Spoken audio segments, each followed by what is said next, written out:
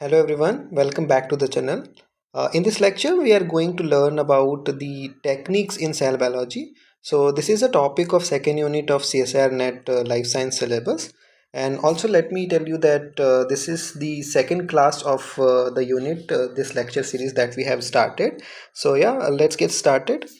Yeah, so this is the first technique that is utilized in the cell biology. So that is called as the cell fractionation. Okay, cell fractionation is a technique. It is used for the studying the cell structure and function, and is fractionation also. Fractionation means different type के parts. Okay, so which takes the cell apart and separates the major organelles and other subcellular structures one from the another. कहने का मतलब ये है कि ये किस तरह की टेक्निक है जिसको सेल स्ट्रक्चर को पढ़ने के लिए, समझने के लिए और उसके फंक्शन को समझने के लिए यूज़ किया जाता है। और वो किस तरह से किया जाता है? By fractionizing the parts of the cell, है ना। तो इसमें क्या होता है, जो इंस्ट्रूमेंट हम लोग यूज़ करते हैं that is the most common instrument that is called as centrifuge. Okay, so centrifuge spins test tube holding mixtures of the disrupted cells. Disrupted cells means इसको डैमेज किया जाता है सेल्स को, या तो केमिकल के थ्रू यूज़ किया जाएगा जिससे लाइसिस किया जाएगा, ओके, या फिर फिजिकल डैमेज किया जाएगा। मोर्टल पिस्टन जो होता है उससे फिर उसको डैमेज करते हैं लिक्विड नाइट्रोजन डाल करके।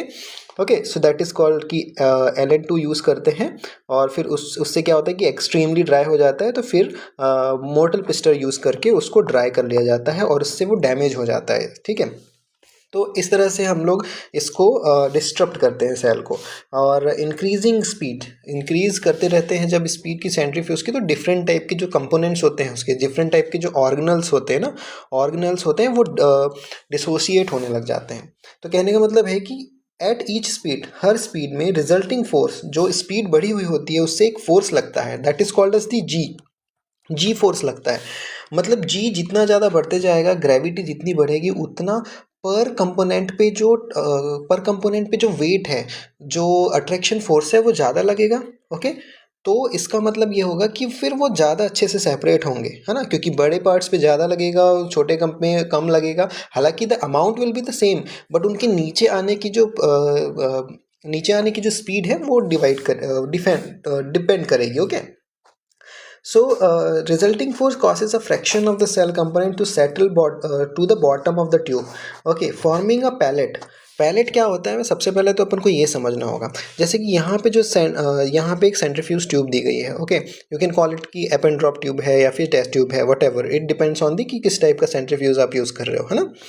तो यहाँ पे अब आपको देखना होगा कि नॉर्मली इस तरह का सस्पेंशन है। जब हम उसमें जी बढ़ाते हैं, यानी कि उसका जब हम सेंट्रीफ्यूज करते हैं एक पर्टिकुलर स्पीड में, तो हर एक डिफरेंट कंपोनेंट पे बहुत सारे कंपोनेंट होंगे, बहुत सारे प्रोटीन्स होंगे, बहुत सारे ऑर्गेनल्स होंगे।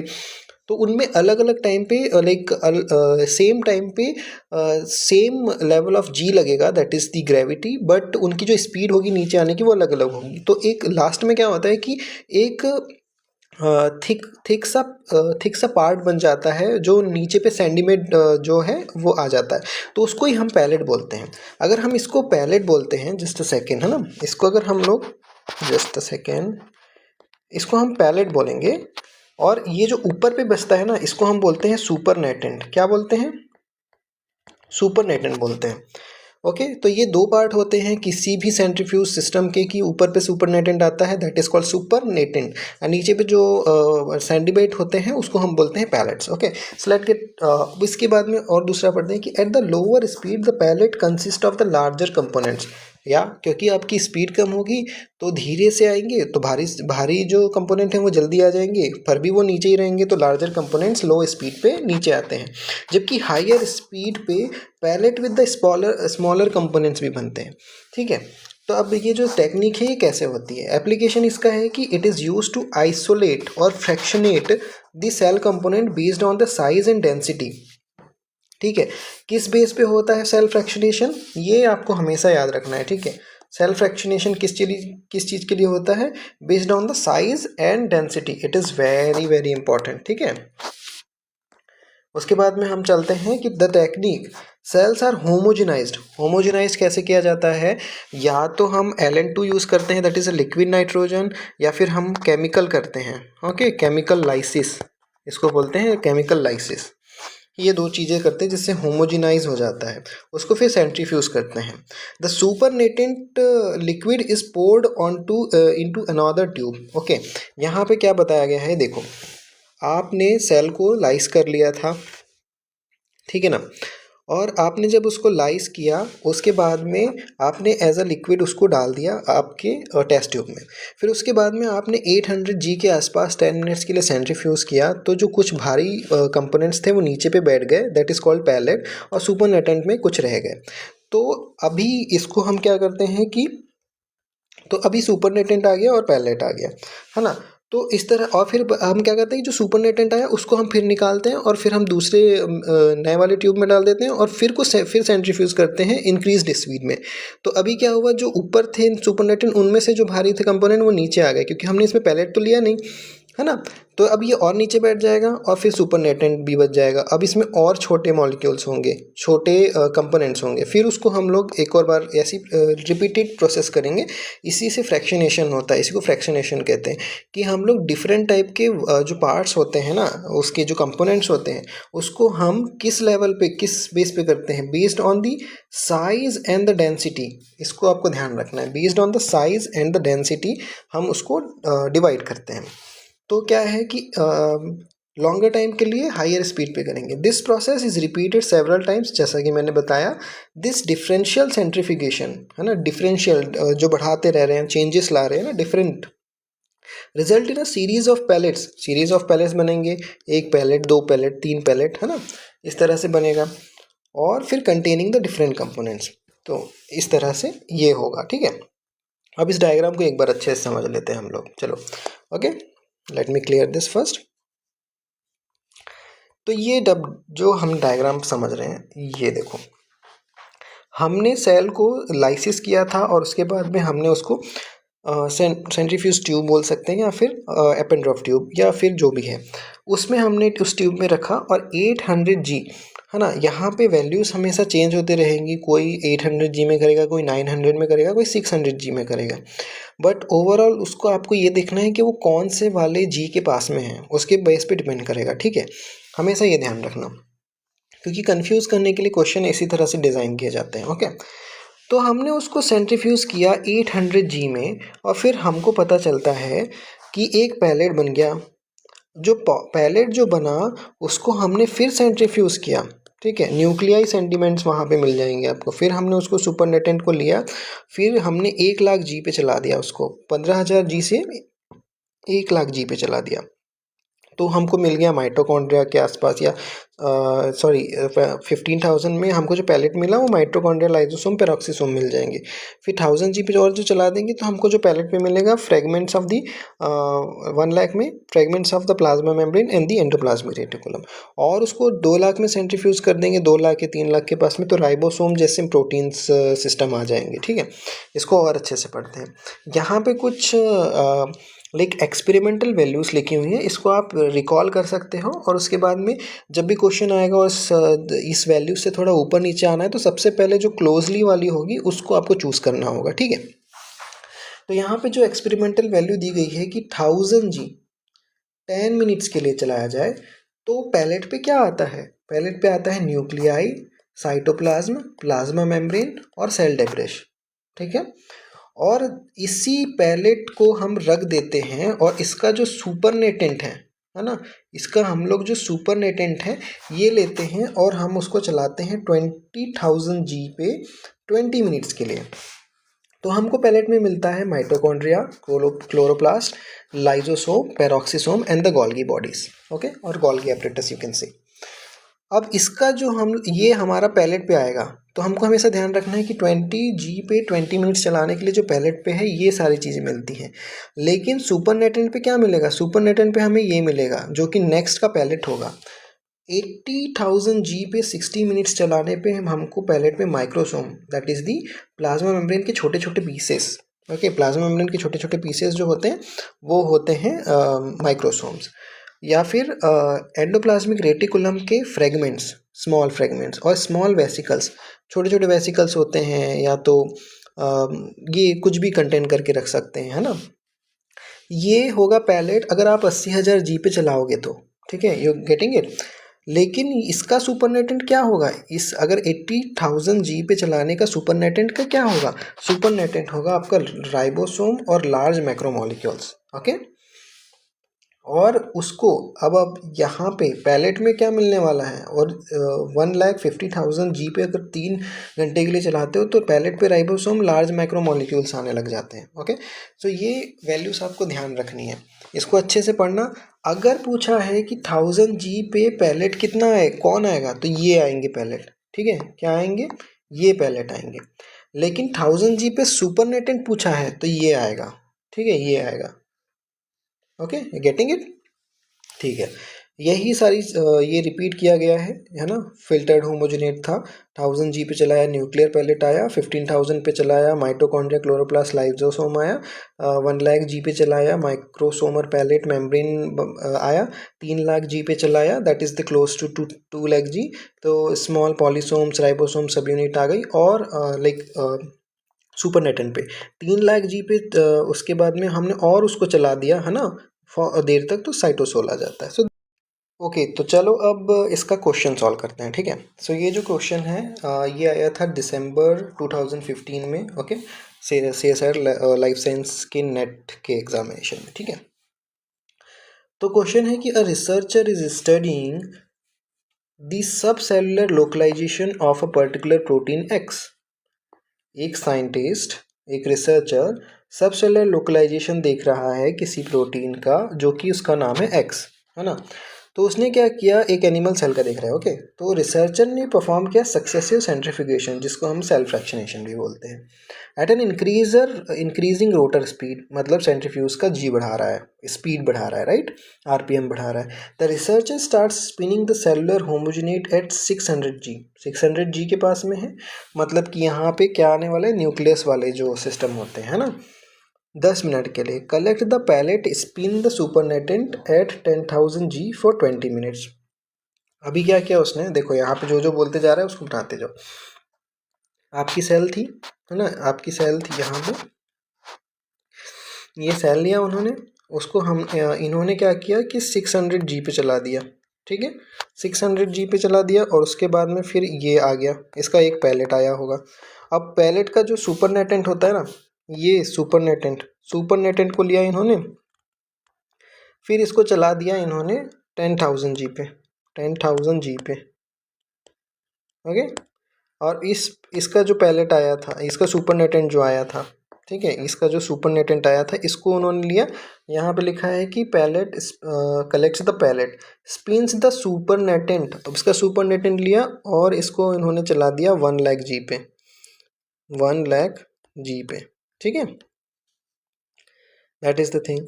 अब इसका सुपरनेट इसमें जो आया होगा ना, अब इसका collects the both pellet and the final supernatant, यहाँ के बाद में जो है ना, इसका ये भी और ये भी कलेक्ट कर लिया।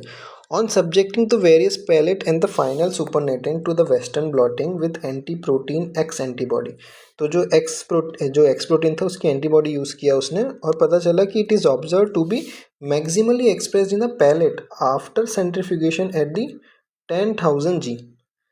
पैलेट, ध्यान रखो, pellet after centrifugation at 10,000 G. बस यही क्वेश्चन है, इतना बड़ा जो कहानी बताया ना, that is not an important.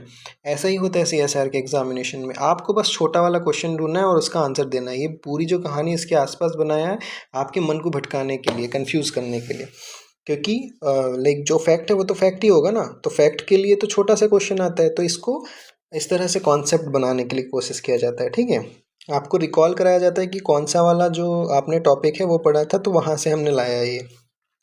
Based on the above observation, इसने बोला कि मैक्सिमली जो प्रोटीन था पैलेट पे पाया गया जब हमने 10,000 जी पे सेंट्रीफ्यूज किया। तो इसके बेस पे, ऑब्जर्वेशन के बेस पे हमको ये बताओ कि what will be the most likely localisation of the protein X, ठीक है।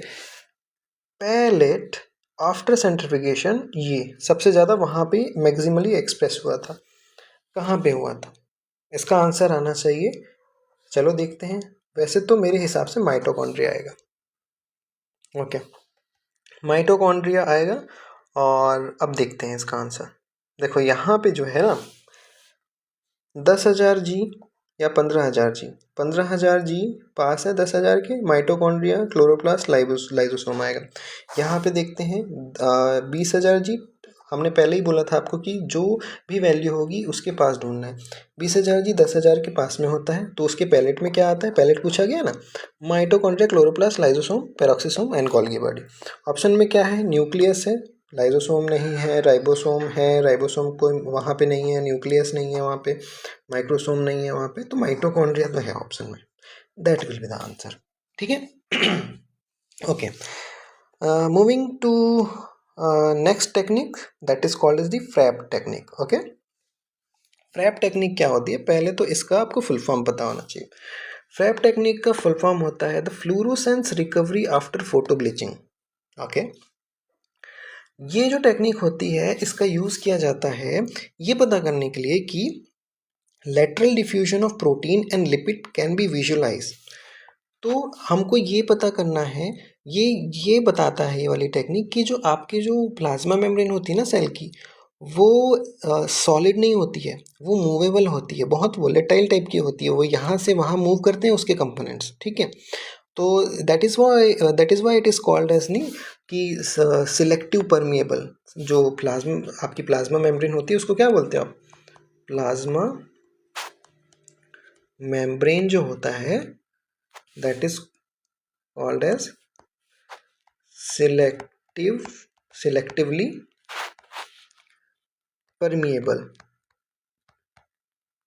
वाई इट इज़ कॉल्ड, क्योंकि वो सिलेक्टिवली अलाउ करती है, क्योंकि अब उसमें बहुत सारे कंपोनेंट्स होते हैं, इसके बारे में हम बाद में पढ़ेंगे। बट क्या होता है कि ये सॉलिड नहीं होती है। तो lateral diffusion is the highest in the lipid, then single pass protein and then the multi pass protein. Lateral diffusion कहने का मतलब ये है, मैं आपको समझाता हूँ। ये हमारा प्लाज्मा मेम्ब्रेन है। ओके, ये एक और बना लेते हैं, इसकी second layer that is called as bilayer, है ना। तो लेटरल डिफ्यूजन कहने का मतलब ये है कि अगर कोई यहाँ पे एक है लिपिड, तो वो यहाँ पे भी जा सकता है, यहाँ पे भी जा सकता है, या फिर वो ऐसे होके भी ऐसे जा सकता है। बट लेटरल सबसे ज़्यादा देखने को मिलता है दिस, है ना। और मल्टीपास प्रोटीन, कुछ प्रोटीन्स होते हैं ऐसे वाले, है ना, ऐसे वाले प्रोटीन होते हैं, वो यहाँ मूव कर सकते हैं, यहाँ मूव कर सकते हैं, डिपेंड्स। ठीक है, बट जो इनर प्रोटीन्स होते हैं वो डिफरेंट होते हैं, आउटर प्रोटीन्स डिफरेंट होते हैं, ये भी हम पढ़ेंगे। तो फ्रैप टेक्निक का सीधा सीधा यूज होता है to visualize the protein and lipid diffusions. Okay, ये होता है FRAP techniques. The full form is fluorescence recovery after photo bleaching. जैसा नाम है वैसा ही इस टेक्निक का काम है। ठीक है, सबसे पहले क्या किया जाता है इस टेक्निक के अंडर, मैं आपको बताता हूँ कि मेम्ब्रेन के प्रोटीन जो होते हैं उनको किसी फ्लोरोसेंट डाई से स्टेन किया जाता है। क्या किया जाता है, स्टेन किया जाता है किसी फ्लोरोसेंट डाई से, और उसके बाद में एक स्ट्रॉन्ग लेज़र बीम यूज़ किया जाता है। ठीक है, और उससे ब्लीच कर दिया जाता है, और उससे फिर क्या होता है कि फ्लोरोसेंस चले जाता है, और धीरे धीरे फ्लोरोसेंस जो है उसका वापस रिकवरी होने लग जाती है। कहने का मतलब क्या है, देखो मैं बता रहा हूँ, ये वाले डायग्राम से आपको अच्छे से पता चलेगा। ये एक मेम्ब्रेन थी मान लो, है ना, ये एक मेम्ब्रेन थी हमारी, ये उसका इलस्ट्रेशन है। ठीक है, नॉर्मल है सारे के सारे, जो लिपिड बाइलेयर हैं सारे फॉस्फोलिपिड्स नॉर्मल हैं। हमने उसको डाई किया, ठीक है, हमने उसको डाई कर दिया, पूरे रेड रेड हो गए। ठीक है, नॉर्मल थे पहले, ये हमने डाई कर दिया तो रेड रेड हो गए। अब हमने क्या किया, एक लेज़र चला दिया। क्या चलाया हमने यहाँ पे, लेज़र, है ना, बोले हाई पावर लेज़र चलाया हमने। तो लेज़र से क्या होता है कि वो डाई ना डिग्रेड हो जाती है, और उससे क्या होता है कि ब्लीच हो जाता है। कुछ पार्ट जहाँ पे एकदम लेज़र ही फोकस करके हमने उसको पॉइंट किया था, वहाँ पे वो ब्लीच हो जाता है। तो अभी क्या हुआ कि वहाँ से फ्लोरोसेंस आपको नहीं आ रहा है, पर बाकी सारी जगह से फ्लोरोसेंस आ रहा है। तो इस तरह से वो दिखेगा। ठीक है, और फिर हमने जब टाइम उसमें दिया, थोड़े टाइम बाद क्या हुआ कि धीरे धीरे धीरे देखो फेड होने लग गया। यहाँ पे दिख रहा है आपको, फेड होने लग गया। देखो यहाँ पे जो कॉन्सेंट्रेटेड था, जहाँ पे हमने पावर पे पॉइंट लेज़र चलाया था, वो धीरे धीरे जो है ना, ये लिपिड्स डिफ्यूज़ होने लगे हैं, फैलने लगे हैं। और एक ऐसा टाइम आता है कि वो पूरी तरह से डिफ्यूज़ हो जाते हैं, है ना, पूरी जगह फैल जाते हैं। तो यही देखना होता है कि डायनेमिक होती है जो आपकी सेल मेम्ब्रेन होती है, और लेटरल डिफ्यूजन को देखने के लिए इस टेक्निक को यूज़ किया जाता है। अभी ये जो वाला डायग्राम है, ये वाला जो आपका ग्राफ है, इससे हम क्या समझते हैं, देखो जो आपका एक्स एक्सिस और वाई एक्सिस है ना, इनके बीच में देखते हैं। एक्स एक्सिस जो बना हुआ है टाइम पॉइंट पे बना है, और वाई एक्सिस जो है आपका नॉर्मलाइज्ड फ्लोरोसेंस इंटेंसिटी पे बना हुआ है। ओके, ठीक है। यहाँ पे हमको देखना होगा कि इंटेंसिटी, जो फ्लोरोसेंस की इंटेंसिटी है, जब देखो नॉर्मली ऐसे ऐसे ऐसे ऐसे आ रही थी, फिर हमने जब लेज़र चलाया तो एकदम से ड्रॉप हो गई, ठीक है। तो अब यहाँ पे एक ब्लैक डॉट दिख रहा होगा, और फिर धीरे धीरे जब हमने देखा कि विद टाइम लाइक 100 सेकेंड में, 200 सेकेंड में, धीरे धीरे धीरे धीरे फ्लोरोसेंस वापस आने लगी, ठीक है। हवेवर वो पूरी तरह से पहुंची तो नहीं, है ना, लेकिन धीरे धीरे वापस आने लगी। तो इसको हम लोग बोलते हैं कि यहाँ पे तो अभी जो क्या है कि मोबाइल फेज़ और इमोबाइल फेज़ होता है, इसमें उसको भी डिस्कस करेंगे कि वो क्या होता है, ठीक है। ठीक है, अब क्या हुआ कि प्री ब्लीच, उसके बाद में रिटर्न ऑफ इंटेंसिटी, फिर ब्लीच किया, फिर फ्लोरोसेंस रिकवरी हो गई। Okay, this is what actually happens. तो फ्रेप टेक्निक को और अच्छे से समझते हैं कि मेम्ब्रेन प्रोटीन था और उसका फ्लोरोसेंट रिएजेंट, और उसके बाद में हमने उसको ब्लीच किया, ब्लीच एरिया को ब्लीच किया, फिर फ्लोरोसेंस रिकवरी हो गई। धीरे धीरे देखो, पहले ऐसा था, फिर हमने उसको ब्लीच कर दिया, ऐसा हो गया, फिर धीरे धीरे फेड होने लगा और completely flat, like completely fade हो गया। ये उसका डायग्राम है, ठीक है। डिफ्यूजन जैसे क्या होता है ना कि किसी रूम में किसी कोने में परफ्यूम जो होता है ना, परफ्यूम मान लो गिर गया या फिर आपने स्प्रे किया, तो धीरे धीरे वो पूरे रूम में फैल जाता है ना, दैट इज कॉल्ड डिफ्यूजन। वही है, ठीक है, एक जगह से दूसरे जगह पे मूव करने लगता है। तो membrane protein is labeled with the fluorescence reagent, ये हमने किया। उसके बाद में selected region is bleached with the laser, जो मैंने आपको बताया। Fluorescence recovery occurs as a unbleached fluorescence molecule move into the bleached region, ठीक है, ये चीज़ है। उसके बाद में बी है कि फ्लोरोसेंट इंटेंसिटी, जो एब्जॉर्बेंस यूनिट्स होती हैं, ऑर्बिटरी यूनिट्स होती हैं, वो फ्लोरोसेंस बिफोर ब्लीचिंग जो होती है और आफ्टर ब्लीचिंग जो होती है। पहली बात तो फर्स्ट 50% इमोबाइल और 50% मोबाइल हो सकता है। जैसे अब मैं आपको समझाता हूँ ये क्या बोल रहे हैं हम लोग। अगर रिकवरी इस तरह से हुई, ऐसे एकदम ब्लीच हो गया तो धीरे धीरे हो गया, तो जो रिकवरी आई, इंटेंसिटी जो मिल रही है आपको, और यहाँ से एक्स की नीचे से ऊपर तक के मोबाइल फ्रैक्शन होते हैं, ऐसे पार्ट्स जो मूव कर रहे होंगे, है ना, इमोबाइल फ्रैक्शन इसमें थोड़े ज़्यादा हैं। हमको ये पता चला कि यहाँ पे जो है बड़े कोई प्रोटीन होंगे या बड़ा साइज़ होगा उनका, इसलिए धीरे धीरे इमोबाइल है। वहीं यहाँ पे देखते हैं हम कि क्या हुआ, हमने जब ब्लीच किया तो ना मोबाइल बहुत सारे प्रोटीन हो सकते हैं या फिर बड़े मॉलिक्यूल्स होंगे, इस वजह से वो बहुत ज़्यादा टाइम के साथ में मूव नहीं कर पाए। तो इमोबाइल जो फ्रैक्शन है यहाँ पे ऐसा हुआ और मोबाइल फ्रैक्शन ऐसा हुआ, ठीक है। हमको यही देखना है कि कैसे हुई रिकवरी, ठीक है। अभी ध्यान देते हैं, हालांकि ये जो है हमारा एक पेपर से लिया गया था, इसको आप कंसिडर करेंगे, ठीक है। तो measuring the rate of lateral diffusion of a membrane protein bye fluorescence recovery after photo bleaching, हाँ यही है एक्चुअल में जो है इस फ्रैप टेक्निक का जो डेफिनेशन है वो है कि it is a technique, it is used for measuring the rate of lateral diffusion of a membrane proteins or lipids by the fluorescence recovery after the photo bleaching, okay, of the bleached area। तो recovery क्या होती है, जब fluorescence किसी bleached area पे decrease होता है immediately after bleaching and then increases with the time due to lateral diffusion of the fluorescent membrane protein, ये होती है रिकवरी। रिकवरी है कि जो नॉर्मल कंडीशंस जब आने लग जाती हैं उसको बोलते हैं हम लोग, ठीक है। तो चलो अब क्वेश्चन करते हैं। ये है CSR का एक और क्वेश्चन कि lateral diffusion of protein in membrane can be followed and diffusion rate calculated by, किसके थ्रू इसको चेक किया जा सकता है? क्या इसको एटॉमिक फोर्स माइक्रोस्कोपी के थ्रू किया जा सकता है, या स्कैनिंग इलेक्ट्रॉन माइक्रोस्कोप, या ट्रांसमिशन इलेक्ट्रॉन माइक्रोस्कोप, या फ्रैप? हमने अभी फ्रैप पढ़ा तो हम इसका आंसर तो फ्रैप दे देंगे, लेकिन मैं आपको समझाता हूँ कि आंसर क्यों होगा। एटॉमिक फोर्स माइक्रोस्कोप क्या होता है? एटॉमिक फोर्स माइक्रोस्कोप में कैंटिलीवर होता है, ठीक है, कैंटिलीवर या फिर एक प्रोब होता है और वो तेज़ी से बहुत वाइब्रेट करता है। तो जो स्ट्रक्चर होते हैं ना, तो ये वाइब्रेट करता है और उसका फिर 3D स्ट्रक्चर बनाता है। तो ये विजिबली देख नहीं सकता एटॉमिक फोर्स माइक्रोस्कोप, वो उसका आपका 3D स्ट्रक्चर बनाता है वाइब्रेट करके। जो उसमें एक प्रोब लगा होता है वो बहुत तेज़ी से वाइब्रेट करता है ये, ठीक है। तो इसमें आप नहीं देख सकते क्योंकि इसका जो इमेज है वो लाइक आपको मिलेगा नहीं, कोई कलर में नहीं आएगा, ठीक है। कलर सॉफ्टवेयर से डाला जाता है, that is different. Scanning electron microscope भी क्या करता है कि सरफेस का पता करता है, कोई कलर नहीं प्रोड्यूस होता है इसमें, ठीक है ना। स्कैनिंग इलेक्ट्रॉन यहाँ पे किसी मेटल की कोटिंग करते हैं, प्रेफरेबली गोल्ड की करते हैं, और फिर उससे 3D स्ट्रक्चर पता लगता है। 3D स्ट्रक्चर कहने का मतलब ये नहीं कि 3D सरफेस टोपोलॉजी पता चलती है एक्चुअल में। तो ये क्या चीज़ के लिए यूज़ होता है? Surface topology, okay. उसके बाद में ये जो होता है, ये दूसरा वाला भाई साहब, ये यूज़ होता है किस चीज़ के लिए? Electron microscope. ये भी सरफेस स्ट्रक्चर पता करता है। जो ट्रांसमिशन इलेक्ट्रॉन माइक्रोस्कोप है, इसमें भी कोई कलर प्रोड्यूस नहीं होता, ग्रे स्केल पे ही आता है इमेज, पर वो ट्रांसमिटेड इलेक्ट्रॉन्स के थ्रू पिक्चर्स आती हैं, ओके। और यू कैन कॉल इमेजिंग, है ना।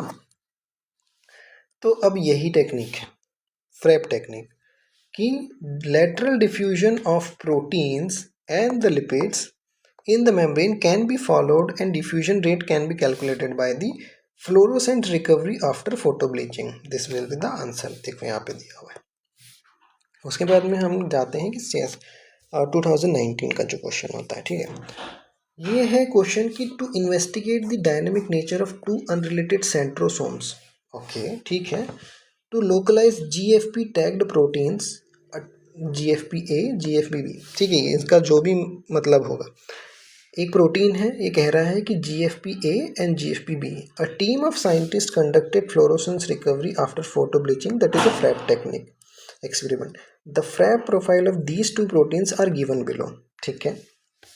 प्रोफाइल इसमें दी गई है, ये जो डायग्राम आपको दिया गया है ना, इस पे बताया गया है।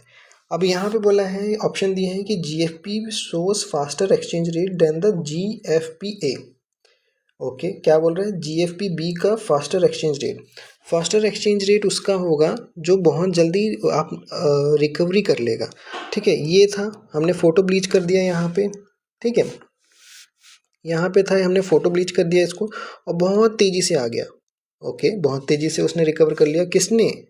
GFPB ने। GFPB show faster exchange rate, जो फास्टर एक्सचेंज रेट जो फास्टर मूव करेगा फास्टर रिकवरी करेगा, दैट इज़ द थिंग। तो बी तो सही है कि GFPB फास्टर एक्सचेंज रेट है GFPA के। इसका जो GFPA का रिकवरी है वो बहुत स्लो है एज़ कंपेरिजन टू बी, तो ये वाला तो सही होगा। GFPA show faster exchange rate, नहीं भाई, रिकवरी फास्ट नहीं किया ना, GFPA ने रिकवरी फास्ट नहीं किया, समझ रहे हो आप जी, रिकवरी फास्ट नहीं हुई है, तो यहाँ पे ये हुआ, ये गलत होगा, ठीक है। उसके बाद में हम लोग दूसरा देखते हैं, तीसरा देखते हैं, GFPA has more immobile fraction than the GFPB, okay.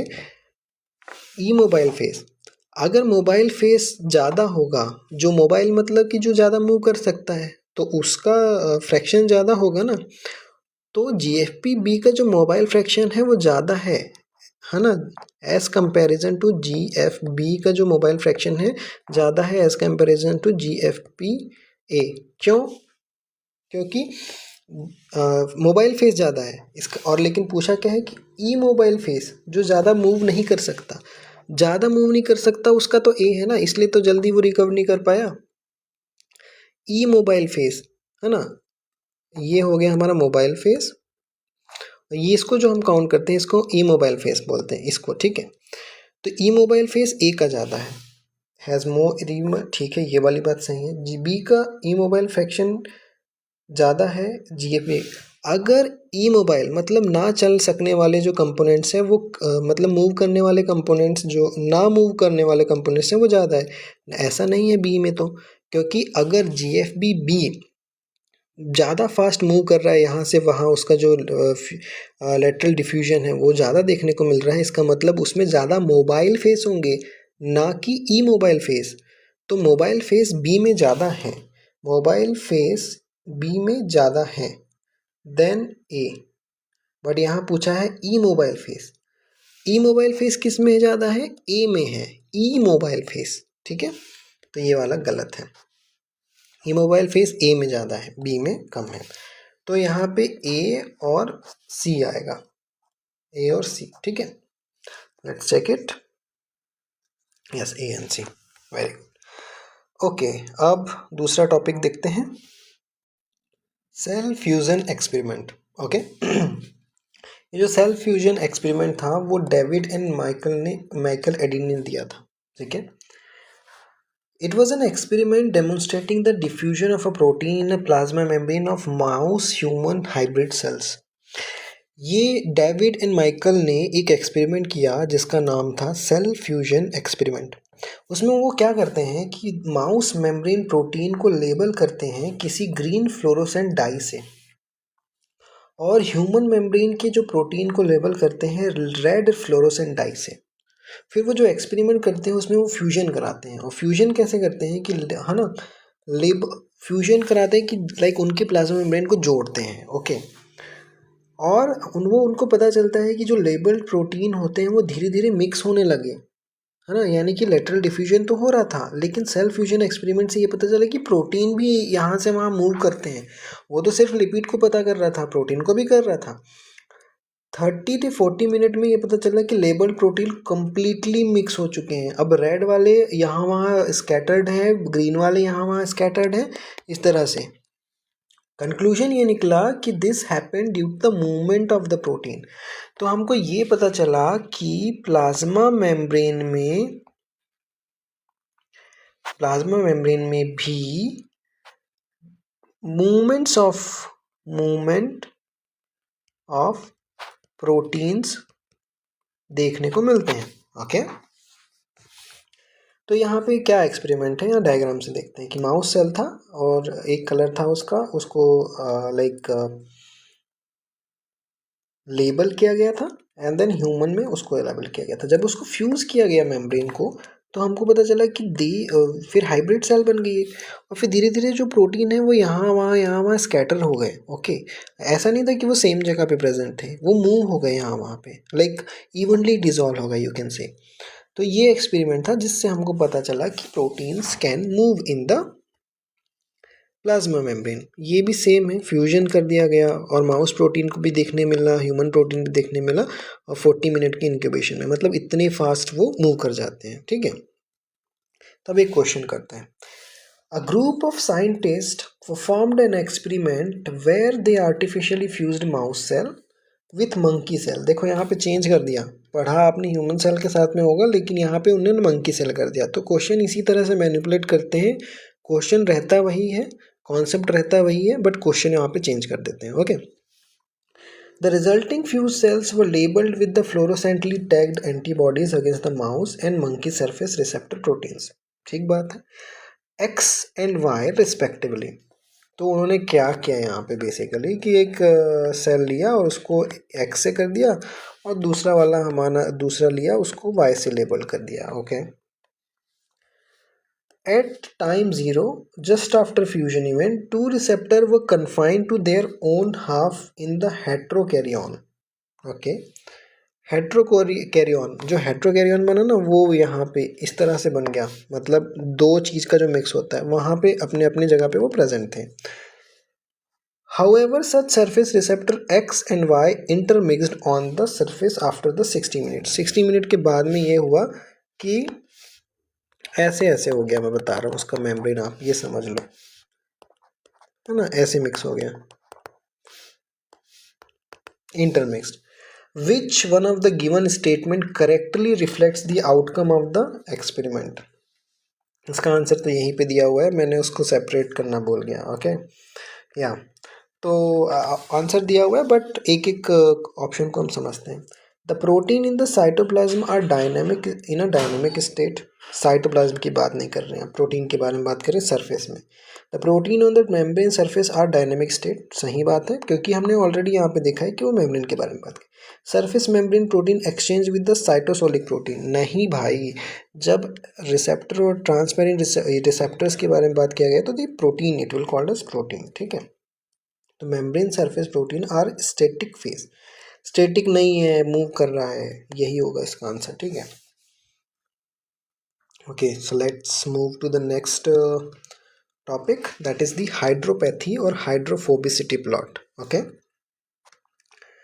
तो हाइड्रोफोबिसिटी और हाइड्रोफोबिपैथी प्लॉट जो होते हैं वो क्या होते हैं, इसके बीच में हम डिफरेंस देखते हैं कि using the hydropathy plot to localize the potential alpha helical membrane spanning the segment in a polypeptide chain। तो ऑब्वियस बात है कि जो एक प्रोटीन बना हुआ होता है पॉलीपेप्टाइड होता है बेसिकली, और बहुत सारे अमाइनो एसिड से मिलकर के बना होता है और अल्फा हेलिक्स का स्ट्रक्चर होता है। तो जो प्लाज्मा मेम्ब्रेन होती है मैं आपको दिखाता हूँ कि क्या होता है, ठीक है। ये हमारी प्लाज्मा मेम्ब्रेन हो गई, है ना। चलो ठीक है, ये हो गया। इसमें होते हैं प्रोटीन्स, यहाँ प्रोटीन बनाता हूँ मैं रैट से, ओके ठीक है। ये रैट से, तो ये एक बार ट्रांसमेम्ब्रेन हुई, फिर वो कई बार क्या होता है कि ऐसे ऐसे ऐसे ऐसे ऐसे ऐसे ऐसे ऐसे से मूव करता है, ठीक है। उसको हमको चेक करने के लिए कि कितने मेम्ब्रेनस है वो पता करने के लिए हाइड्रोपैथी प्लॉट बनाया जाता है, और या फिर हाइड्रोफोबिसिटी प्लॉट बनाया जाता है। तो in a single pass transmembrane protein the polypeptide chain, है ना, पॉलीपेप्टाइड चेन जो होती है crosses only once, versus the multipass transmembrane protein the polypeptide chain crosses multiple times. सीधी बात है, अगर सिंगल ट्रांसमेम्ब्रेन प्रोटीन है, एक बार जो ट्रांस किया होगा, है ना, ये जो प्रोटीन है उसको, उसमें क्या होगा कि एक बार क्रॉस करेगा, जबकि मल्टी मेम्ब्रेन जो ऐसे ऐसे ऐसे ऐसे जाएगा ना वो बहुत बार क्रॉस करेगा, ठीक है, यही बोला गया है। तो segment containing 20 to 30 amino acid, okay, with a high degree of hydrophobicity। Hydrophobicity कहने का मतलब क्या है मैं आपको बता रहा हूँ। हाइड्रोफोबिसिटी, अब देखो, जो आपका फास्फोलिपिड होता है ना, उसमें ये एक पार्ट होता है और ये एक पार्ट होता है। जस्ट अ सेकेंड, ये ऊपर का पार्ट होता है ना, ये नीचे का पार्ट होता है, और एक्चुअली में जो ये एक है, ये हो गया हमारा हाइड्रोफोबिक पार्ट, ये होता है fatty acids, okay, lipids, fatty acids, या फिर ये फैटी एसिड्स इस तरह से बने हुए होते हैं, अभी लिपिड बायलेयर बन गया। और बाहर वाला जो होता है हाइड्रोफिलिक होता है ना, जो फॉस्फेट ग्रुप होता है ना, फॉस्फेट ग्रुप जो होता है वो होता है हाइड्रोफिलिक, ठीक है। और ये जो हमारा होता है फैटी एसिड वाला हाइड्रोफोबिक।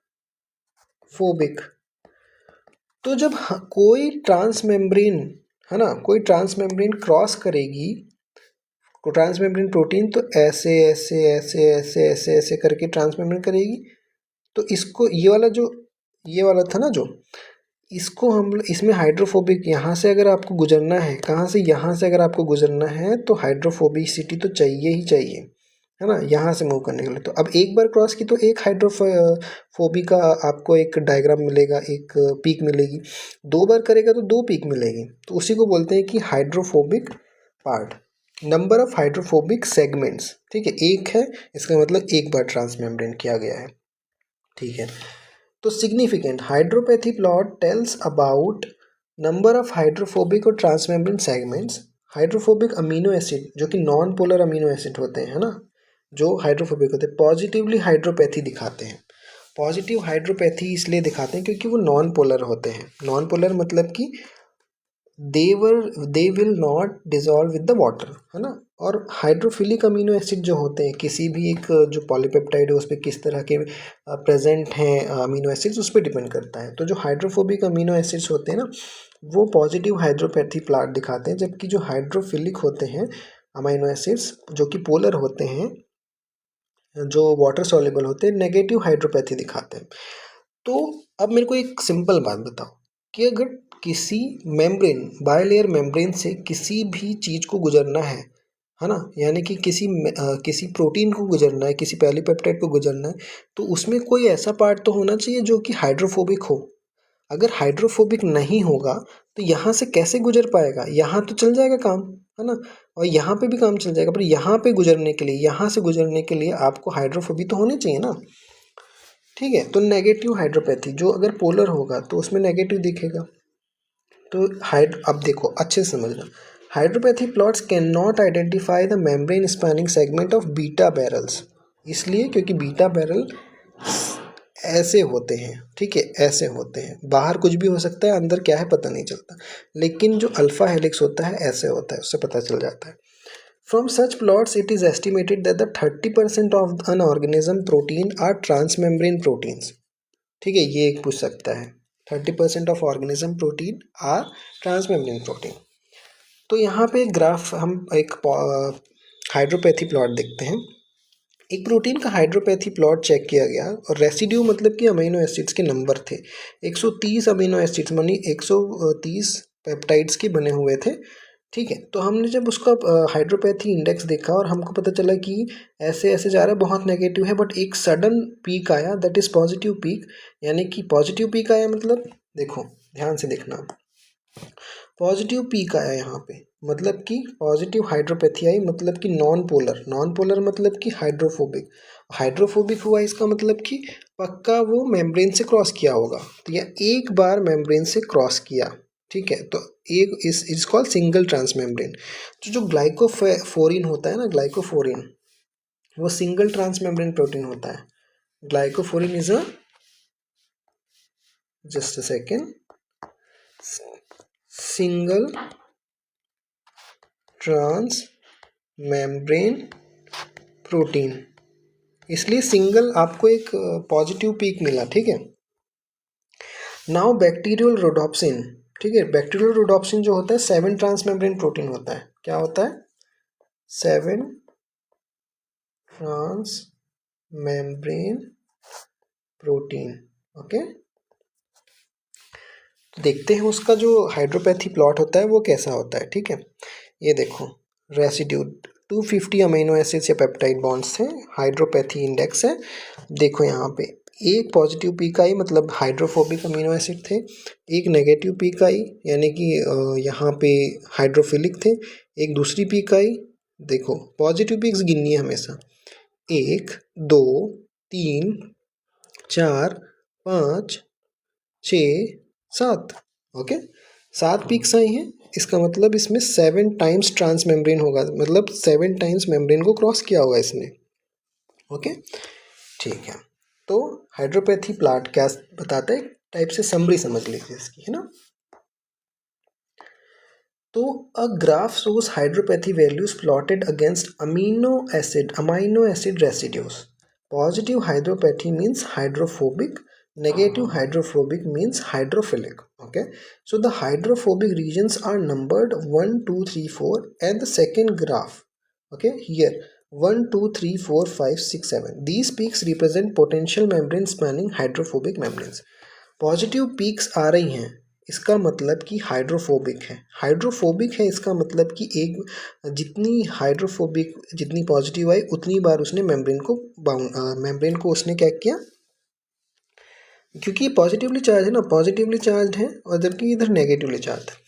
तो पॉजिटिवली एक बार चार्ज किया, मतलब कि एक बार क्रॉस किया, मतलब कि 1 टाइम ट्रांसमेम्ब्रेन प्रोटीन है, जबकि यहाँ पे 7 बार क्रॉस किया ना, 2 3 4 5 6 7, तो ये 7 ट्रांसमेम्ब्रेन प्रोटीन है, क्योंकि हाइड्रोफोबिक, पॉजिटिव में जो है हाइड्रोफोबिक अमीनो एसिड्स को गिनता है, ठीक है, उनके रेसिड्यूज को गिनता है। ठीक है, तो जितनी पीक आएगी पॉजिटिव में उतनी ट्रांसमेम्ब्रेन प्रोटीन होगी। हमेशा ध्यान रखना है कि पॉजिटिव हाइड्रोफोबिक इंडेक्स यानी कि 0 से ऊपर, है ना, मतलब कि हाइड्रोफोबिक होंगे मॉलिक्यूल्स, जबकि नेगेटिव इतने होंगे। ठीक है, तो ये होगा। Okay, let's go. अब दूसरा टॉपिक है कि आइसोलेशन ऑफ पेरिफेरल प्रोटीन्स।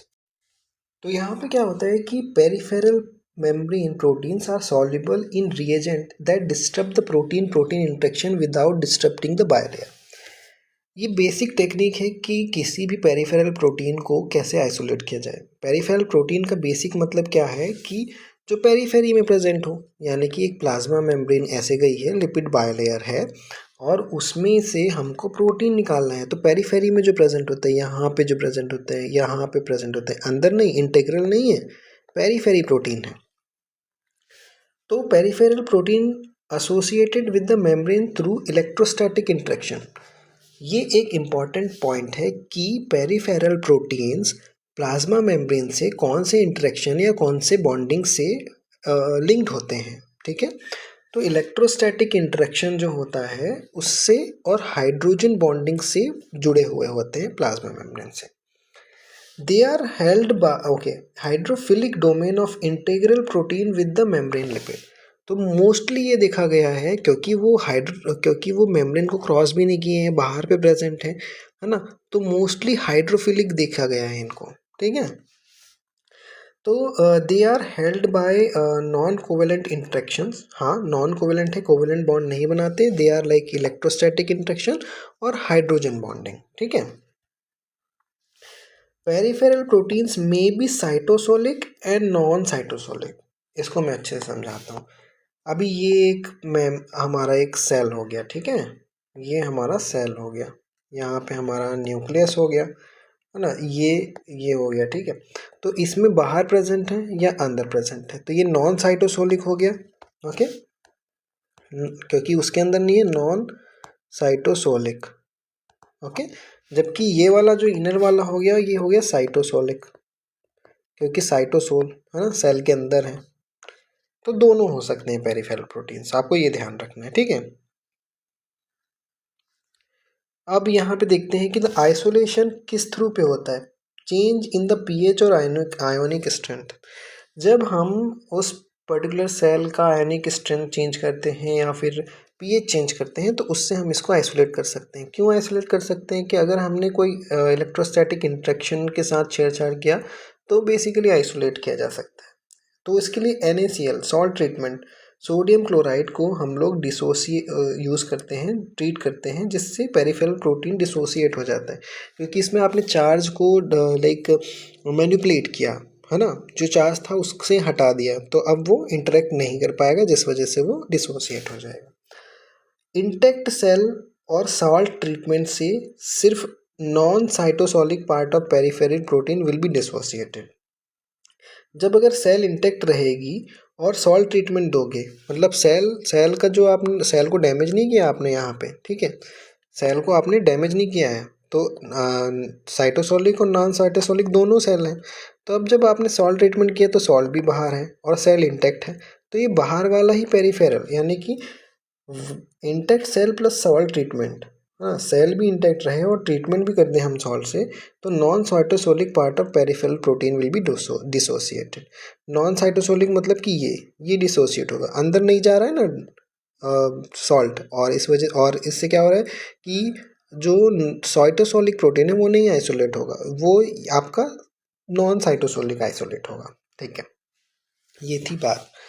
तो अब देखते हैं कि जो ग्लाइकोप्रोटीन होता है, it is a kind of what, peripheral protein, क्योंकि सरफेस पे प्रेजेंट है। और पेरिफेरल प्रोटीन एक और ये हो गया, ठीक है। जबकि एक इंटीग्रल प्रोटीन क्या होता है, जो इस तरह से स्पैन करता है ना। पेरिफेरल प्रोटीन जो बाहर बाहर पे प्रेजेंट होता है, या तो अंदर या बाहर, पर बीच में नहीं प्रेजेंट होगा। हाइड्रोफोबिक पार्ट्स नहीं होते इसमें, हाइड्रोफोबिक नहीं होता, हाइड्रोफिलिक होता है ना। Peripheral protein, but this is integral protein. Okay, तो isolation, integral membrane protein are difficult to purify because their tight association. अभी इंटीग्रल प्रोटीन के बारे में बात कर रहे हैं, इसके पहले हमने पेरिफेरल के बारे में बात किया, अब हम इंटीग्रल के बारे में बात कर रहे हैं। ठीक है, इंटीग्रल के बारे में बात कर रहे हैं। तो क्योंकि इनका टाइट एसोसिएशन होता है इसलिए डिफिकल्ट होते हैं with a membrane lipid and other membrane protein. ठीक है, तो agents that disturb the hydrophobic association and destroy the lipid bilayer can solubilize the membrane proteins. ठीक है, तो हम पहले सॉल्ट यूज़ कर रहे थे, अब हम सॉल्ट यूज़ नहीं करेंगे, हम ऐसा कोई केमिकल यूज़ करेंगे जो लिपिड बायलेयर का ही बैंड बजा दे। समझ रहे हो, मतलब उसको तोड़ दे वो। तो integral protein can be isolated in native forms, मतलब जैसे वो हैं वैसे फॉर्म में भी उनको आइसोलेट किया जा सकता है बिना डैमेज किए, यानी कि फंक्शनल फॉर्म में, एंड डीनेचर फॉर्म में भी आइसोलेट किया जा सकता है। एजेंट दैट ब्रेक एंड और डिस्टर्ब द हाइड्रोफोबिक इंटरेक्शन, मैं अच्छे समझाता हूँ। ये हमारा प्लाज्मा मेम्ब्रेन है बायलेयर में, ठीक है, अभी मोनोलेयर बनी, अभी ये हमने बायलेयर बना दिया। अब इसको डिसोसिएट करना है और इसके बीच में हाइड्रोफोबिक इंटरेक्शन होता है, तो इसके साथ में can be use to isolate the integral protein. इसको हम अगर डिस्टर्ब कर दें तो इसके बीच का प्रोटीन भी अपन को मिल जाएगा। तो एजेंट कौन से हो सकते हैं? डिटर्जेंट या डीनेचुरेंट और ऑर्गेनिक सॉल्वेंट, जैसे कि डीएमएसओ भी होता है, एक ऑर्गेनिक सॉल्वेंट होता है। डिटर्जेंट मतलब कि सोडियम डोडेसाइल सल्फेट या फिर एसडीएस। ओके, तो डिटर्जेंट सबसे मेनली यूज़ किया जाता है इंटीग्रल प्रोटीन को निकालने के लिए। देखो, ये है हमारा पेरिफेरल प्रोटीन, ये प्लाज्मा मेम्ब्रेन हो गया हमारा, ये पेरिफेरल प्रोटीन हो गया, ठीक है, और ये हो गया हमारा इंटीग्रल प्रोटीन, और ये हमारी प्लाज्मा मेम्ब्रेन, ठीक है, ऐसे प्रेजेंट होती है। The most useful of these membranes biochemists are detergent which are small amphiphilic molecules. Just a second, amphiphilic क्या होता है? एम्पीफिलिक यानी कि ऐसा molecule, let me tell you, amphiphilic का मतलब होता है a molecule having both hydrophilic and hydrophobic parts और domains, that is called amphiphilic, है ना, ठीक है। तो the variables of the variable structure, ठीक है, detergent are much more soluble in water than the lipids, ठीक है, वो क्योंकि उसमें ज़्यादा एक्सपोज पार्ट जो फिलिक का होता है। देयर पोलर, पोलर मतलब कि हाइड्रोफिलिक पार्ट जो पानी से मिल जाए, एंड्स कैन बी ईदर, है ना, कुछ भी हो सकते हैं।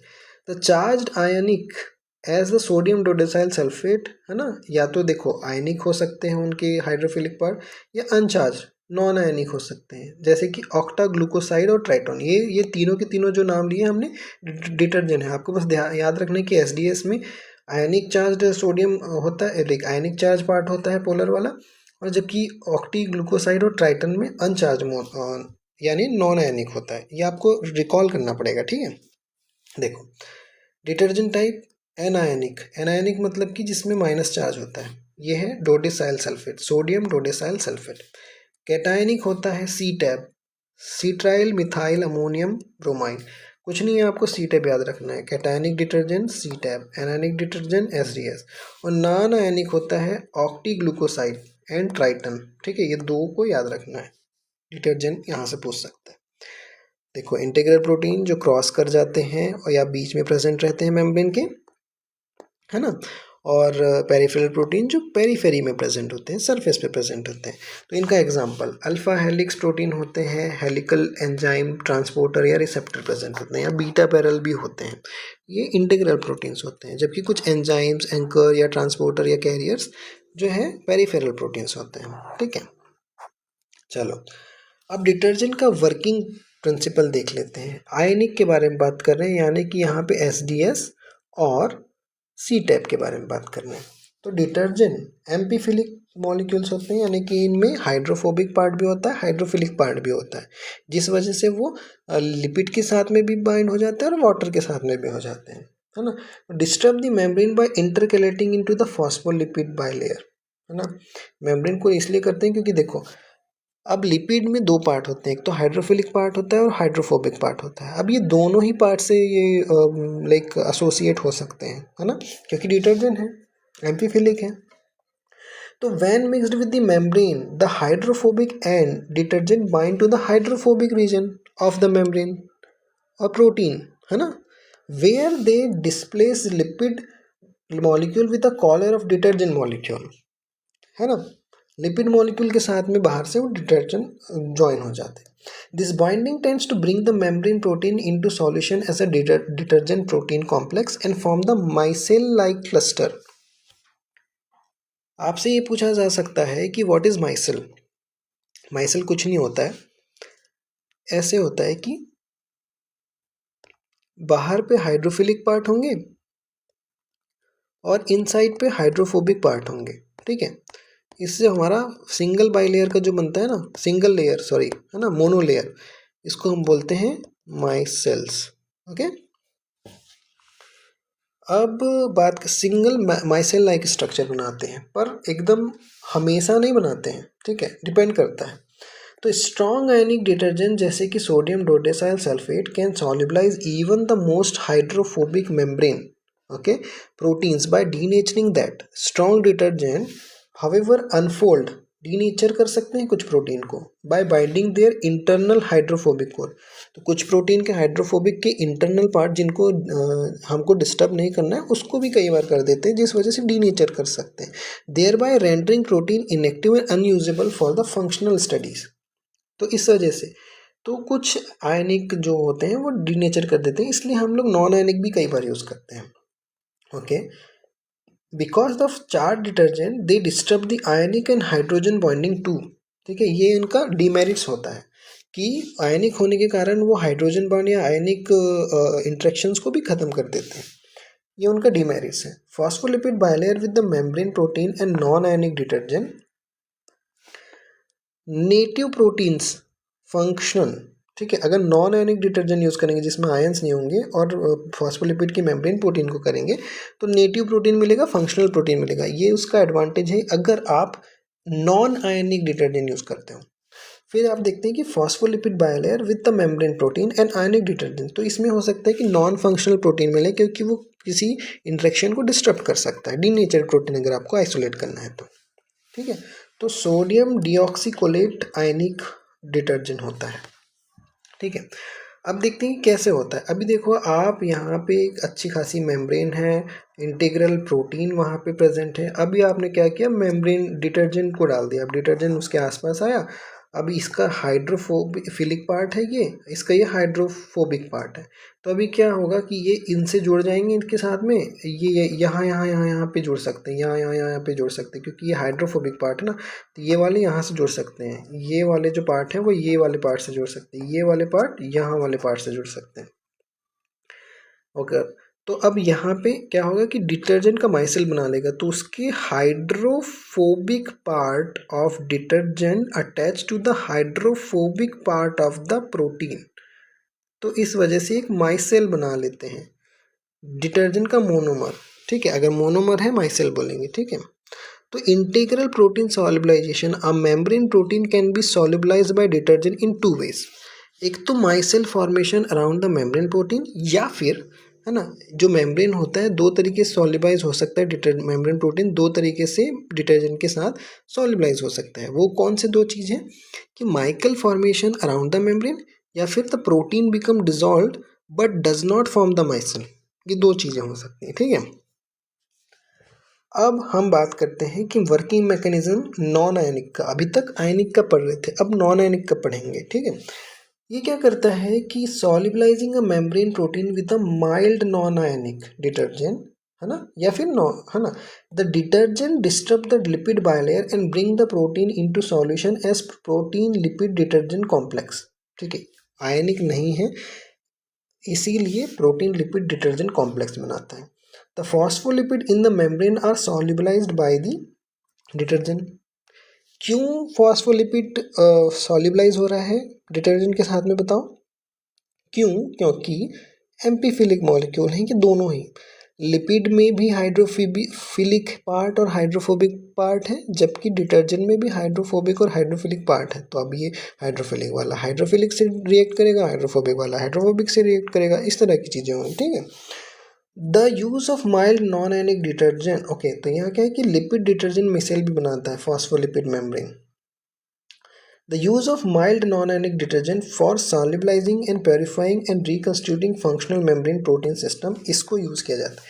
अगर आपको फंक्शनल प्रोटीन चाहिए जो काम करता हो, जो डीनेचर ना हुआ हो, तो आपको नॉन एनिक डिटर्जेंट यूज़ करना है, ठीक है। तो यहाँ पे देखो, membrane protein, lipid bilayer, hydrophobic tell, hydrophobic philic head, ये होता है लिपिड में, क्योंकि ये एम्पीफिलिक मोनोमर होते हैं। अगर नॉन आयनिक आप यूज़ कर रहे हैं तो प्रोटीन लिपिड डिटर्जेंट कॉम्प्लेक्स बनेगा, माइसेल भी बनेगा। नेटिव सॉल्युबल प्रोटीन और डिटर्जेंट कॉम्प्लेक्स बनता है, native soluble lipid detergent myself बन सकती है और फंक्शनल प्रोटीन निकलेगा, ठीक है। मैं आपको समझाता हूँ। सेम यहाँ पे यूटिलाइज होगा, माइसेल बना लेगा और सेम होगा कि हाइड्रोफोबिक पार्ट्स से मिल जाएंगे, ठीक है, और हाइड्रोफिलिक पार्ट्स से मिल जाएंगे, ठीक है। तो बाहर बाहर हाइड्रोफिलिक, अंदर अंदर हाइड्रोफोबिक, क्योंकि इंटीग्रल प्रोटीन मोस्टली हाइड्रोफोबिक होता है क्योंकि वो बीच में प्रेजेंट होता है ना, जहाँ फैटी एसिड्स प्रेजेंट होते हैं। तो इस तरह से बन जाएगा। तो बेसिक डिफरेंस ये है आपका कि आप अगर नॉन आयनिक यूज़ करोगे, बेसिक डिफरेंस क्या है मैं आपको बताता हूँ, है ना। अगर आप आयनिक यूज़ करोगे, आयनिक detergent versus non ionic detergent,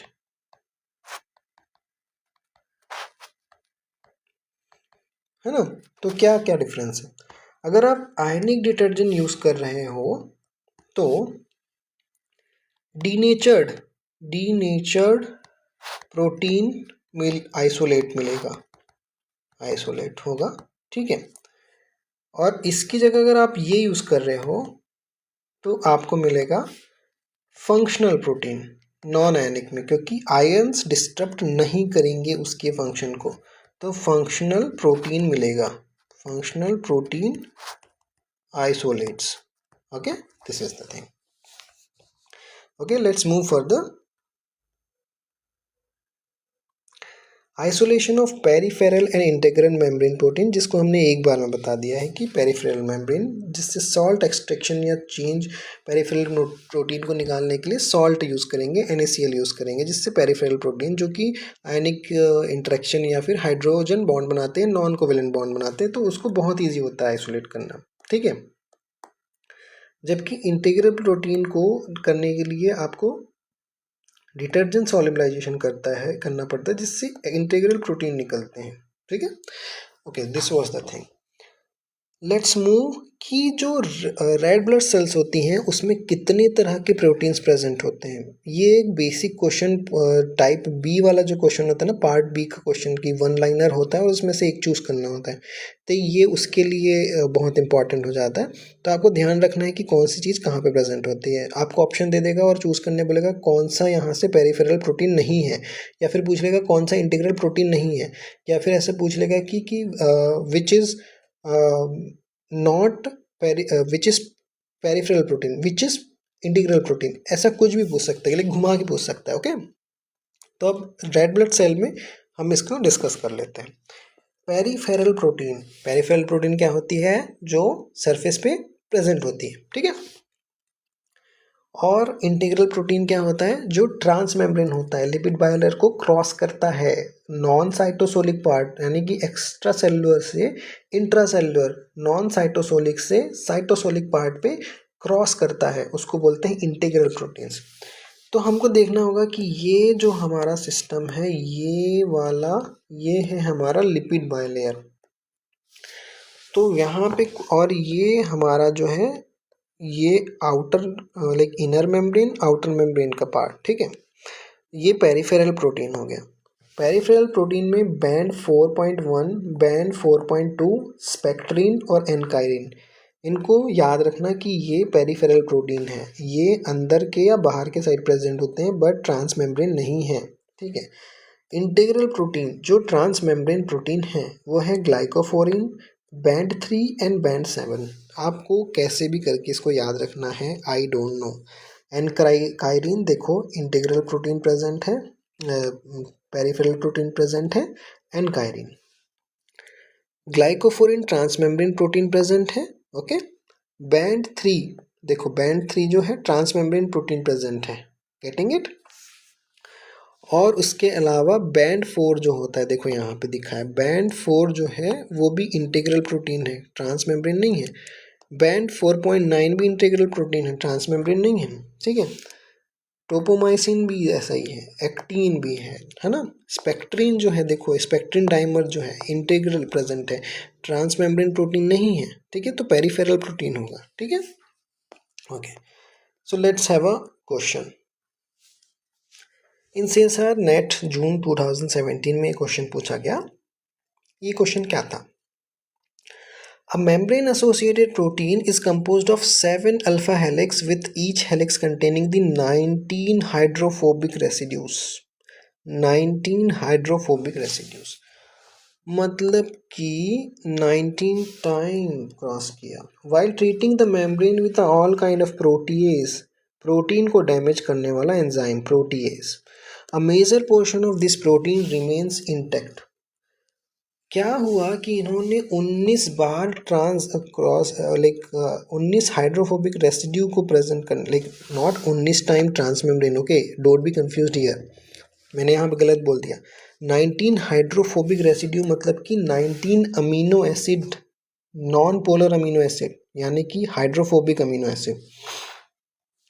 अब हाइड्रोफोबिक अमीनो एसिड है, इसका मतलब ट्रांसमेम्ब्रेन तो क्रॉस किया होगा, यानी लिपिड बायलेयर को तो क्रॉस किया होगा, तब तो यहाँ पे हाइड्रोफोबिक रेसिड्यू है। While treating membrane with the oil kind of protease, हमने प्रोटीन डिग्रेड करने वाले एंजाइम को भी यूज़ किया। Major portion of this protein remained intact, protease use करने के बाद भी बहुत सारा पोर्शन इंटैक्ट रहा, डैमेज नहीं हुआ, इसका मतलब वो पक्का ट्रांसमेम्ब्रेन होगा। Treatment with high salt, high salt किस लिए यूज़ किया जाता है? पेरिफेरल प्रोटीन को निकालने के लिए। एंड बफर विथ 5 पीएच भी चेंज करके देख लिया, सॉल्ट भी बढ़ा के देख लिया, जो कि पेरिफेरल प्रोटीन को करने के लिए होता है। And fail to dissociate this protein from the membrane, ठीक है, हमने सॉल्ट भी यूज़ कर लिया, पीएच भी यूज़ कर लिया, पेरिफेरल के यूज़ होता है। अगर वो पेरिफेरल होता तो अब तक तो निकल चुका होता। Predict the most appropriate nature and orientation of this protein in the membrane, अब बताओ कि ये क्या है? क्या ये पेरिफेरल ग्लाइकोप्रोटीन है? नहीं, अगर पेरिफेरल होता तो सॉल्ट से निकल चुका होता और प्रोटीज से डैमेज हो चुका होता। Integral protein with 7 membrane spanning regions, I don't know क्या है ये, ठीक है। Peripheral protein with both N and C terminal remain exposed to the outer surface of the cell membrane, क्या पता? The peripheral protein with both N and C terminal remain exposed to the cytosolic surface of the membrane. अब बताओ कैसे होगा? इसका answer क्या आना चाहिए? देखिए answer, integral protein with 7 transmembrane protein. क्यों होगा आंसर? अब मुझे बताओ। एन और सी का कोई यूज़ इसलिए नहीं हो रहा है यहाँ पे क्योंकि हमको उस तरह से इंफॉर्मेशन दी नहीं गई, ठीक है। अगर यहाँ पे बताता कि इतने बार ट्रांसमेम्ब्रेन है तो शायद हम बता सकते कि कहाँ पे कौन सी चीज़ होती है। अगर ऐसा बताता कि ऐसे ये यहाँ पे एन होगा स्टार्ट या सी यहाँ पे स्टार्ट होगा, है ना, लेकिन यहाँ पे बता इंटीग्रल प्रोटीन बताया गया है। देखो पेरिफेरल प्रोटीन यहाँ पे दिखा गया है, ठीक है, पेरिफेरल प्रोटीन बोला गया है, पेरिफेरल प्रोटीन हमेशा बाहर होते हैं, तो इंटीग्रल प्रोटीन ही होगा answer. Getting it? Okay, let's move. CSIR NET 2018. The ability of a membrane protein to span the lipid bilayer strictly depends on the presence of क्या? The ability of membrane protein span the lipid bilayer. Ability of a membrane protein span the lipid bilayer. ऊपर नीचे cross कर सकना. Strictly depend on the alpha helix. पूछो क्यों? Alpha helix में ही hydrophobic होते हैं। बीटा शीट्स में नहीं पता, एंटीपेलर बीटा शीट में नहीं पता, जिंक फिंगर में नहीं पता। Let's see the answer, yes alpha helix, ठीक है, जो कि हमने ऑलरेडी पढ़ा है, उसको ध्यान से अगर पढ़ोगे तो उसमें लिखा है कि अल्फा हेलिक्स में स्ट्रिक्ट होता है। उसके बाद में एक और क्वेश्चन है, इन 2016 में आया था ये। An experiment, red blood cell was subjected to lysis and unbroken cell were removed by centrifugation at 600 G. 600 G पे supernatant was taken and centrifuged at 1 lakh G. The pellet was extracted with the 5 molar NaCl, salt use किया। Again centrifuged at the 1,00,000 G, which of the following protein would be present in a supernatant. अब मैं बताता हूँ आपको। पहली बात तो peripheral protein present होगा। अब बैंड 3 क्या है, आपको देखना है कि पेरिफेरल प्रोटीन होगा। क्यों होगा मैं बता रहा हूँ आपको। यहाँ पे आप ना सेंट्रीफ्यूज देखो ही मत, इसलिए मत देखो क्योंकि प्रोटीन्स ही होते हैं इसमें। 1,00,000 में प्रोटीन ही मिलेंगे आपको, पर यहाँ पे सॉल्ट यूज़ किया है ना। ग्लाइकोफोरिन ट्रांसमेम्ब्रेन होता है। जी प्रोटीन, GPCR भी transmembrane, 7 transmembrane protein, single transmembrane protein. Band 3 क्या होता है, बैंड 3 क्या है, पेरिफेरल प्रोटीन है क्या, या स्पेक्ट्रिन क्या है, पेरिफेरल प्रोटीन है, इंटीग्रल प्रोटीन है। मेरे हिसाब से तो स्पेक्ट्रिन प्रोटीन होगा, क्योंकि ये पेरिफेरल है और पेरिफेरल प्रोटीन निकालने के लिए 5-MnACl यूज हो, एक सॉल्ट यूज़ करते हैं। ठीक है, देखो ऊपर पे जाकर के आप एक बार चेक करोगे आप ना, तो आपको समझ आएगा। देखो बैंड 3 इंटीग्रल प्रोटीन है, सॉल्ट से तो इंटीग्रल प्रोटीन नहीं निकलता, पेरिफेरल प्रोटीन से निकलता है, और स्पेक्ट्रिन एक पेरिफेरल प्रोटीन है ना। ऑप्शन में क्या दिया गया है, जब आप पढ़ोगे ना आपको पता चलेगा कि भाई साहब बैंड 3 इंटीग्रल प्रोटीन है, ग्लाइकोफोरिन इंटीग्रल प्रोटीन है, GPCR इंटीग्रल प्रोटीन है ना। इस तरह से स्पेन करता है, जबकि स्पेक्ट्रिन सरफेस पे या ऐसे अंदर पे होता है। तो ये आना चाहिए। ओके, देख this is the answer. Okay, उसके बाद में नेक्स्ट चलते हैं। 2016 में आया था इसका question. The glycophorin of the red blood cells membrane spans the membrane only once. N-terminal is projected extracellularly and the C-terminal is exposed to the cytosolic side. क्या बोल रहा है, एन टर्मिनल जो होता है वो एक्स्ट्रा सेलुलर बाहर पे होता है, नॉन साइटोसोलिक पार्ट में। सी टर्मिनल साइटोसोलिक साइड में होता है, अंदर की तरफ, intercellular. which with the help of antibodies labeled with the fluorophores against the N-terminal and the C-terminal peptides, orientation of the glycophorin across the membrane can be verified. Which one of the following statement is correct? इसका answer मैंने already highlight कर दिया, but इसको क्यों होगा देखते हैं ना। Intact RBC can labeled with the C terminal antibody, नहीं। जब सी टर्मिनल साइटोसोलिक साइट पे है तो एंटीबॉडी अगर आएगा तो बाहर से आएगा ना, इनगल्फ तो नहीं होगा एंटीबॉडी। तो क्या आरबीसी लेबल हो पाएगी सी टर्मिनल एंटीबॉडी से? सी टर्मिनल एंटीबॉडी अंदर जाएगा ही नहीं अगर इंटैक्ट है तो, ये तो गलत होगा। तीसरा आंसर है intact RBC can not be labelled with the N terminal antibody. क्या बात कर रहे हो, क्यों नहीं हो सकता? हो सकता है बिल्कुल, और ये बोल रहा है कि नहीं हो सकता, तो ये भी गलत हो गया। क्योंकि भाई देखो, इंटैक्ट आरबीसी है मतलब मेम्ब्रेन कुछ नहीं है, एन टर्मिनल बाहर है और उसका हमने एंटीबॉडी बनाया है, तो बाहर पे जो एक्सपोज है उसकी एंटीबॉडी तो बाइंड होगी ही ना। और वो ये बोल रहा है कि नहीं होगी, लेबल नहीं हो पाएगी बोल रहा है, गलत बोल रहा है। ठीक है, inside out ghost of RBC can be labelled with the N terminal body. ये बोल रहा है कि इनसाइड आउट दोनों जगह RBC label N terminal antibody से हो जाएगी। बिल्कुल गलत है, ऐसा हो ही नहीं सकता भाई। बाहर है तो बाहर होगा, अंदर नहीं हो सकता, क्योंकि अंदर तो सी टर्मिनल है। तो दूसरा ऑप्शन ये है कि the permeabilised RBC can be labelled with C terminal antibodies as well as N terminal antibodies. क्या बोल रहा है, ध्यान से देखो, परमेलाइज्ड, इंटेक्ट नहीं है, परमेबलाइज है, मतलब कि अब कोई भी चीज़ अंदर मूव कर सकती है। Can be labelled with C terminal, अब क्योंकि परमेएबल है तो सी टर्मिनल तक एंटीबॉडी पहुंच जाएगी तो वहाँ भी बाइंड कर लेगी, और बाहर तो ऑलरेडी थी तो बाहर भी बाइंड कर लेगी। तो this could be the answer. ठीक है, अब ये देखते हैं 2018 में ये क्वेश्चन आया था। If one of the two fatty acid acyl chain is removed from the phosphoglyceride bye hydrolysis in the solution, such phospholipid will form what. क्या बनाएगा, if one of the two fatty acyl is remove from the phosphoglyceride. मैं आपको बता रहा हूँ क्या हो रहा है यहाँ पे, क्या क्वेश्चन पूछ रहा है। ठीक है, ये पूछ रहा है कि एक फॉस्फोलिपिड बाइलेयर है, ऐसी होती है, ठीक है, ऐसा है। अब इसमें से हमने एक हमने क्या निकाल देना है। अब इसको हम लोग यहाँ पे जाते, एक असाइल लेयर, ये एक असाइल फैटी एसिड होता है ना, ये वाला जो पार्ट होता है, ये वाला जो पार्ट होता है, एक एक निकाल दिया। दो लेयर होती हैं, एक तो लाइक फॉस्फेट ग्रुप से ना दो असाइल जुड़े हुए होते हैं, ठीक है, फैटी असाइल चेन्स। एक एक को निकाल दिया इन्होंने, एक एक ऐसे बन गई। एक एक एक एक निकाल दिया। तो भाई क्या होगा, अब ये हाइड्रोफोबिक पार्ट्स जो है ना जुड़ जाएंगे, मैं बता रहा हूँ आपको, और हाइड्रोफिलिक पार्ट ऐसे जुड़ जाएंगे। तो ये क्या होता है, सिंगल लेयर का माइसेल होता है। ठीक है, माइसेल्स बनना चाहिए। ओके, माइसेल्स। और बाकी है कुछ इसमें, फॉस्फोलिपिड बाइलेयर नहीं बनेगा, क्योंकि बाइलेयर तो तब बनता है जब दो होते हैं। लिपोसोम्स भी नहीं बनेंगे, लिपोसोम्स सेल मेम्ब्रेन जैसे ही होते हैं। सिमेट्रिक फॉस्फोलिपिड बाइलेयर नहीं बन पाएगी। ठीक है, मिसल्स बनेंगे। क्योंकि फिर कैसे बन जाएगी भाई, जो हाइड्रोफोबिक है वो हाइड्रोफोबिक से अटैच होंगे ना, हाइड्रोफिलिक हाइड्रोफोबिक से अटैच होंगे।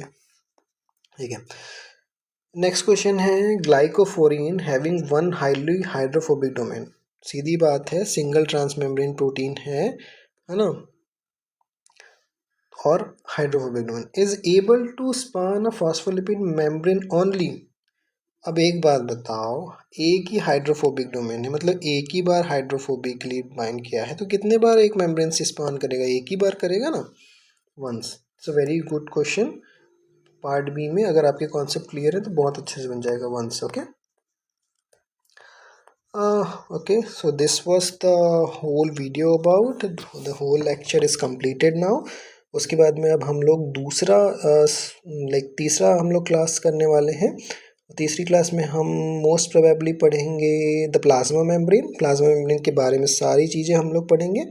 उसके बाद में सेल ऑर्गेनल्स, तो लाइक स्टेप बाय स्टेप पूरी यूनिट हम लोग कंप्लीट कर लेंगे। सो अगर आपको ये लेक्चर पसंद आया होगा तो प्लीज़ सब्सक्राइब कर दो। अरे स्पेलिंग गलत हो रही है भाई, इसलिए नहीं करते हो लगता है आप लोग सब्सक्राइब। सब्सक्राइब कर दीजिए, ओके, और लाइक कर दीजिए एंड कमेंट कर दीजिए, okay. Thank you so much for watching this lecture. या प्लीज़ कमेंट कैसे इम्प्रूव कर सकते हैं, and thank you so much guys, bye, see you in the next lecture.